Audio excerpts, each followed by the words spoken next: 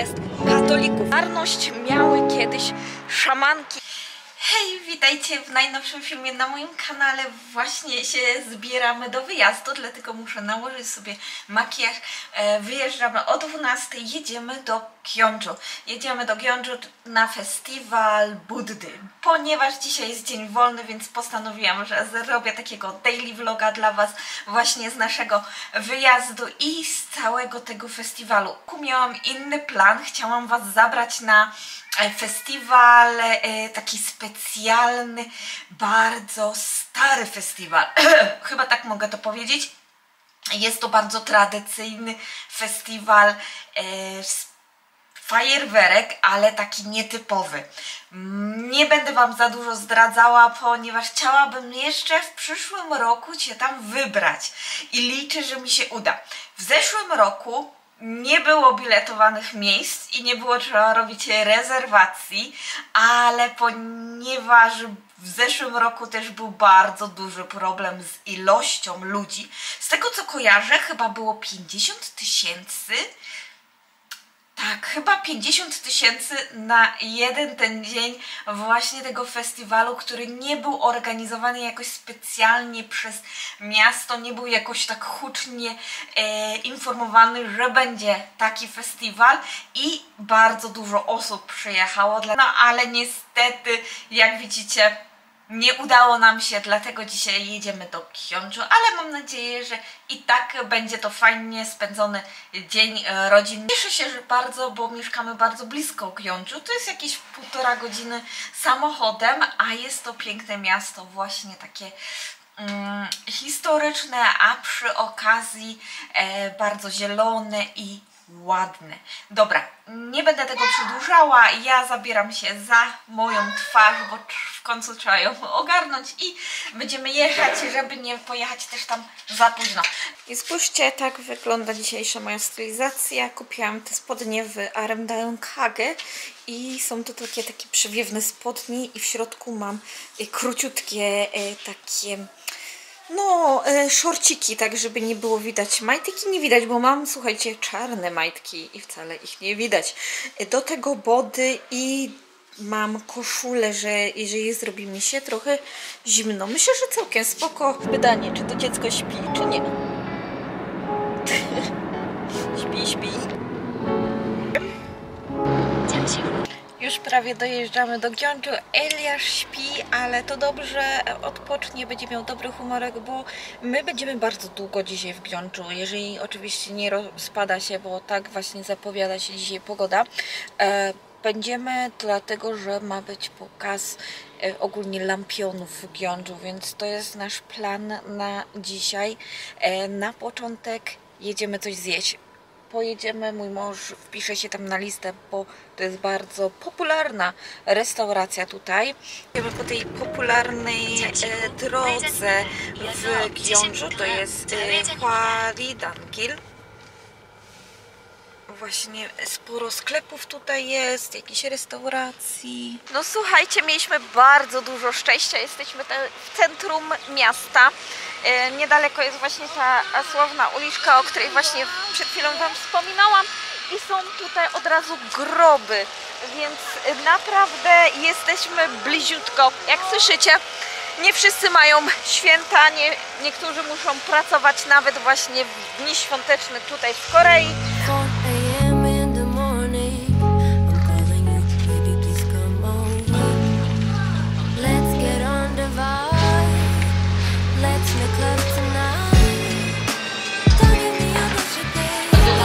Ale to było dobre. Zjedliśmy naprawdę pyszny posiłek. Dam Wam znać, jaka to była restauracja na dole, wszystkie namiary. Oni są laureatami 4 lata pod rząd niebieskiej wstążeczki. Niebieska wstążeczka to taki gwiazdki Michelina, ale koreańskie, w Korei. Więc jeżeli widzicie restauracje właśnie z takimi wstążeczkami niebieskimi, to jak najbardziej właśnie polecam tam coś zjeść. Ja jestem właśnie tutaj przy tej restauracji, już teraz prawie ludzi nie ma, bo czas posiłków się skończył, ale naprawdę restauracja była przepyszna.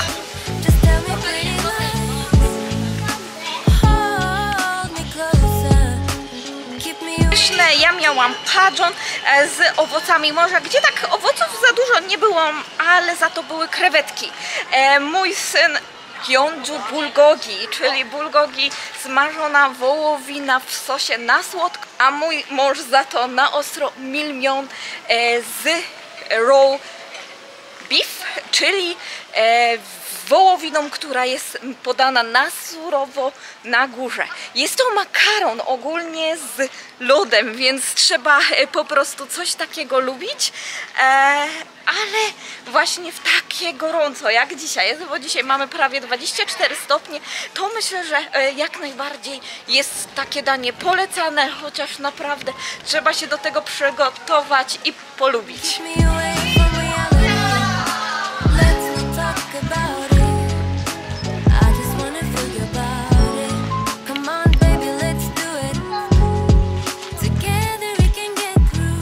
Restauracja już 4 takie gwiazdki dostała, 4 lata pod rząd, więc naprawdę jest polecana i naprawdę to było pyszne. Mój padżon, nawet jeżeli on już leżał troszeczkę, nadal był chrupiący. Naprawdę dobre. Gwiazdki, raczej wstążeczki niebieskie są od 2005 roku przyznawane tutaj w Korei, więc naprawdę. I to jest w całej Korei, to nie tylko tutaj w Gyeongju możecie znaleźć restauracje właśnie z takimi gwiazdkami, więc jeżeli będziecie mieli okazję, to naprawdę przetestujcie te restauracje, które mają te wstążeczki.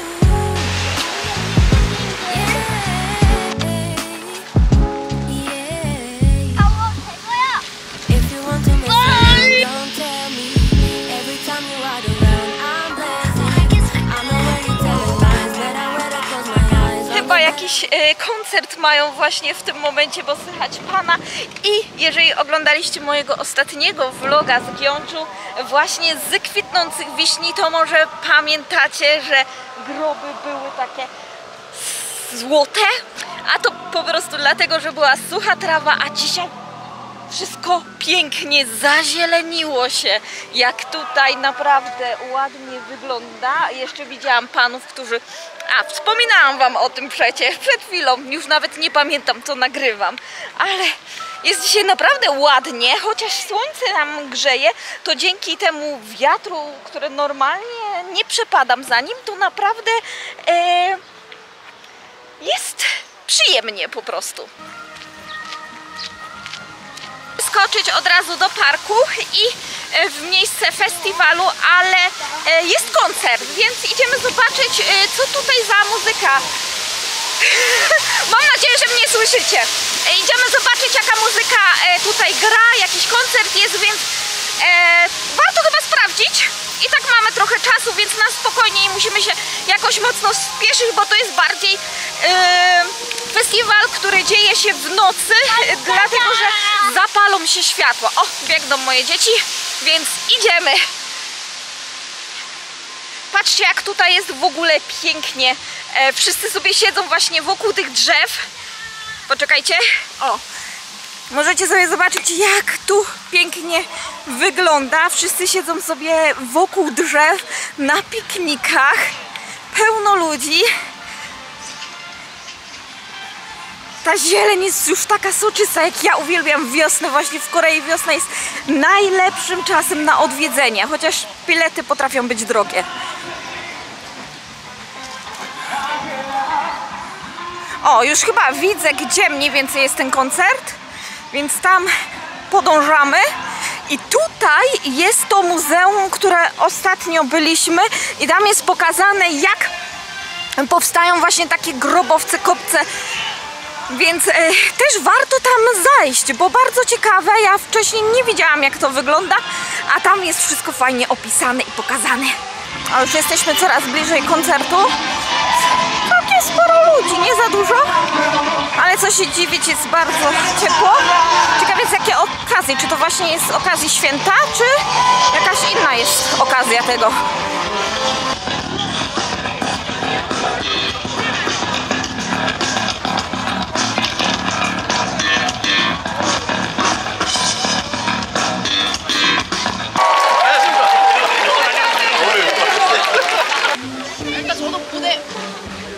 근데 그까지 제가 그 실망.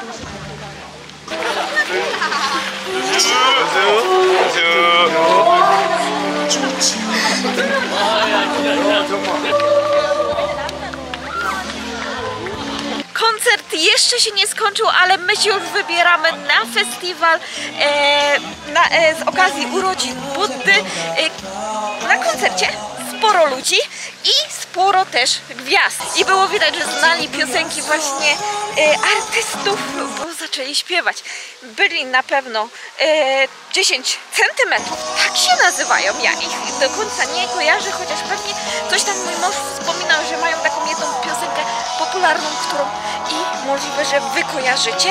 I była też gwiazda troszkę starszego pokolenia, ale mój mąż mówił, że swojego czasu także była bardzo popularna. Ja jej nie kojarzę. Musiałabym jeszcze przesłuchać jej piosenki, na przykład na YouTubie, żeby się upewnić, kto to był, ale porobiłam zdjęcia. Porobiłam zdjęcia tej gwiazdy. Mamy 9 minut do miejsca docelowego i pomyślałam sobie, że mogłabym wam opowiedzieć albo powiedzieć co nieco na temat religii w Korei.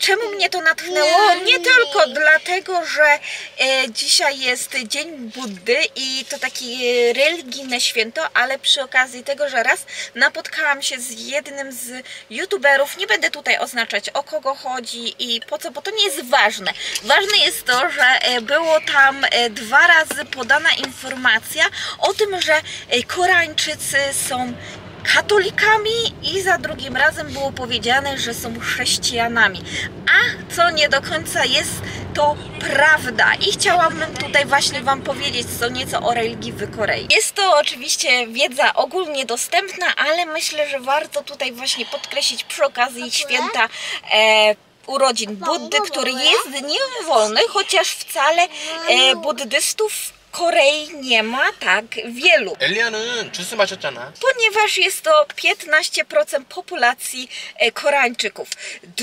I to jest 3. miejsce. Drugie miejsce zajmują protestanci, czyli odłam chrześcijanizmu, a nie katolicyzmu. Kolejną religią, raczej brakiem religii, który zajmuje 1. miejsce, czyli ateiści.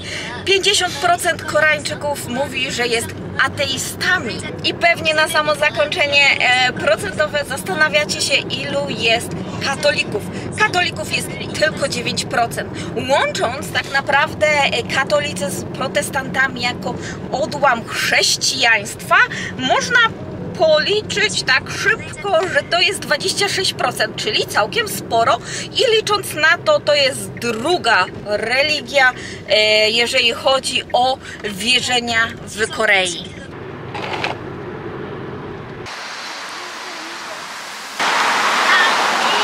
Kolejna z ciekawostek już dotyczy ogólnie religii i wierzeń w Korei, to także swoją popularność miały kiedyś szamanki i sam szamanizm.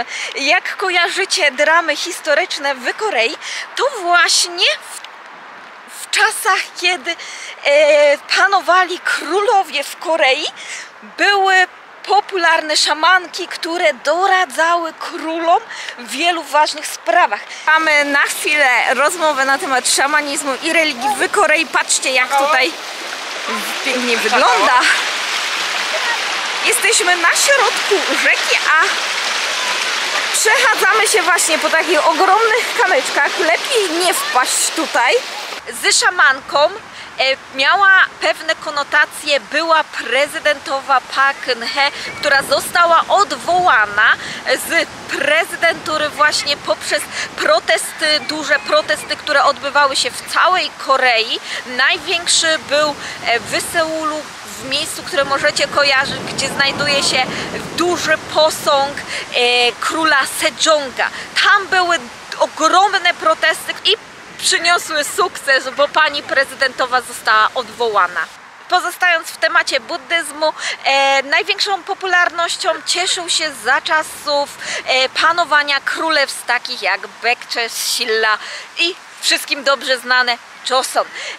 Jeżeli chodzi o chrześcijaństwo, zaczęło swoją popularność zdobywać w wieku XVIII-XIX i do teraz powoli zbiera rzeszę swoich wyznawców, chociaż mówi się, że od 2000 roku powoli ta popularność spada. Na samo zakończenie chciałabym Wam jeszcze powiedzieć na temat kościołów i krzyży, które są bardzo widoczne najbardziej właśnie w nocy, kiedy zaczynają się świecić na różne kolory. Jest to bardzo, myślę, ważny topik, dlatego że ostatnio właśnie też słyszałam na temat, że to są kościoły katolickie. Niestety to nie są kościoły katolickie i raczej nie polecam do nich wchodzić, bo niestety one nie są katolickie, a często też nie są także chrześcijańskie.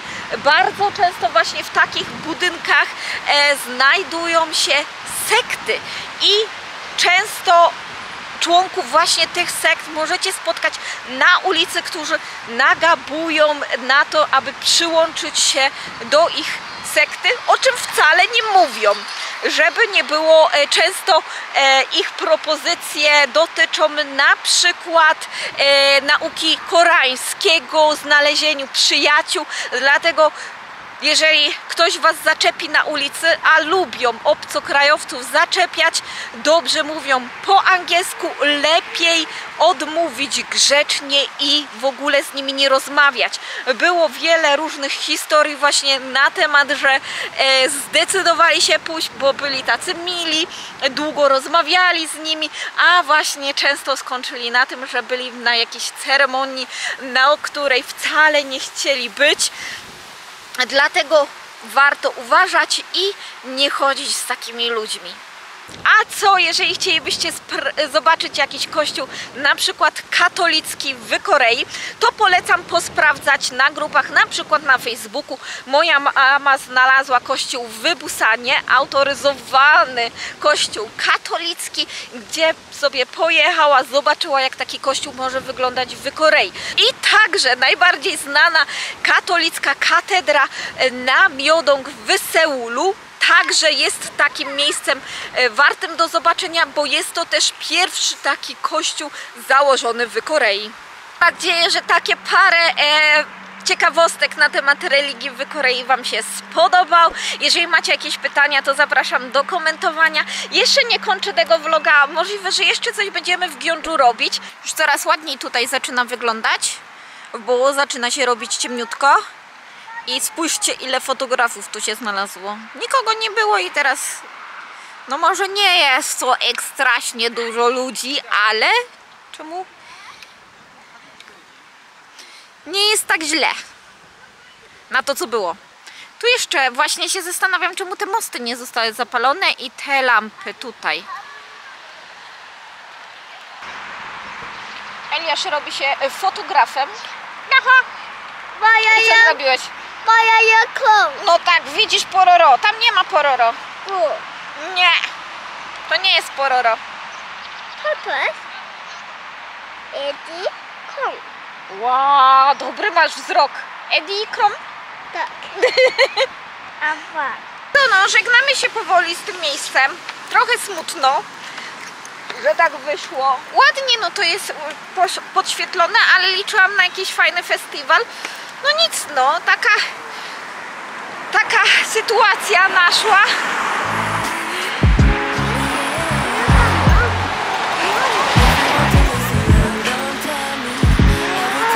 Nie można! Nie można!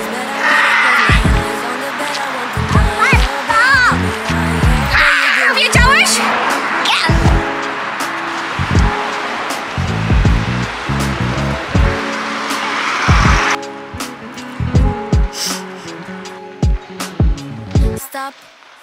Stop playing games. Tell me what you're thinking. Tell me what you're feeling. Bardzo jest to ciekawe, bo jesteśmy teraz w sali koncertowej, wystawowej, gdzie normalnie byłoby to dzisiaj zamknięte, a jednak jest możliwość przyjścia i skorzystania z toalety. Więc bardzo fajne i bardzo mi się to podoba właśnie. Często w Korei takie miejsca są otwarte. We can go to... What is this?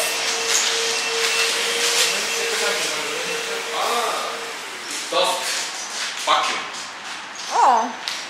Tu była wycieraczka do butów, żeby ściągnąć cały brud z butów i to był taki odkurzacz, który zasysał od spodu właśnie to wszystko. Ciekawa rzecz i fajnie to wyglądało. Just let the moment take us. This confessions won't break us. It could only make us. Spójrzcie, mało spotykane, ale są światła zapalone. Ogólnie ostatnio widzę, że coraz częściej w nocy jednak zapalają światła w samochodach i też powoli się uczą, że trzeba kierunkowskazu używać, ale ciągle się znajdą jakieś takie wyjątki potwierdzające regułę.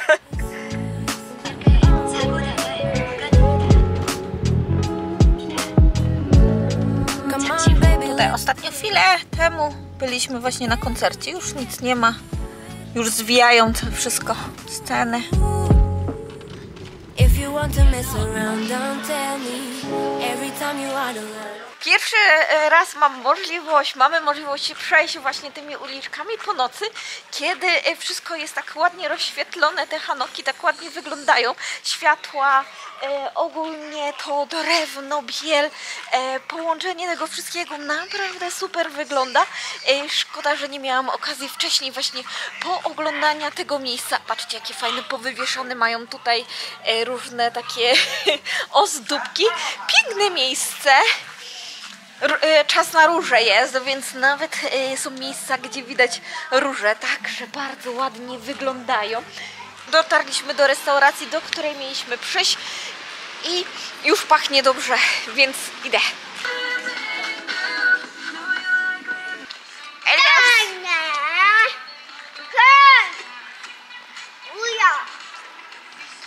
Eliasz zaprotestował, ponieważ mieliśmy iść do restauracji, która znajduje się tam za nami z tyłu, ale niestety mają obłożenie i dopiero za godzinę będziemy mogli coś zjeść i myślę, że to trochę bez sensu. Dlatego idziemy do innej restauracji. Nie ma za dużo tu już otwartych restauracji, co mnie trochę dziwi, bo jednak to jest takie turystyczne miejsce i myślałam, że będzie więcej, ale niestety tutaj dookoła większość już jest pozamykanych. Tak do 21 się zamykają, o 20, więc idziemy do wolnej restauracji, która będzie tutaj w tym miejscu. I'm lazy. I'm aware you're telling lies, but I wear to close my eyes. On the bed I won't deny. Yeah, oh, but you do me right. Yeah, oh, but you do me right. On the bed I won't deny. Yeah, oh, but you do me right. Co do tej pory mamy, no to tutaj mamy kiełki razem z sezamem, bardzo dobre, tylko lekko słone. Tutaj jest jakaś sałatka z takim klasycznym jogurtowym sosem. To są kwiaty lotosu marynowane. Tutaj mamy galaretkę z żołędzi, a mój mąż teraz je właśnie jajko marynowane. Oraz lekko widzę marynowane kimchi. Ono jest tylko lekko ukwaszone i lekko na ostro zrobione.